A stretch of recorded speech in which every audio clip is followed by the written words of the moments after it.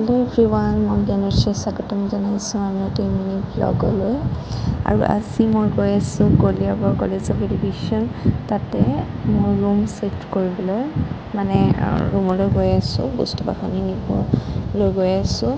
আৰু আজি 15 তাৰিখ হয়।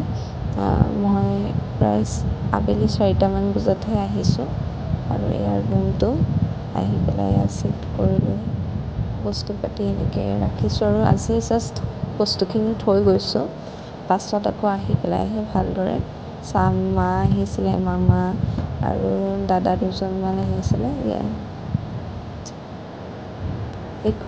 এইটো হৈছে এপাৰ্টমেণ্টটো, হোষ্টেলটো পঞ্চজন্য, তাতে আছোঁ। আৰু কলেজখন মাহঁতক এবাৰ দেখাই নিম বুলি ভাবিছোঁ। আন্ধাৰেই হৈ গ'ল, তথাপিতো এনেদৰে কলেজখনৰ এটা পৰিৱেশ দেখাই ল'লোঁ।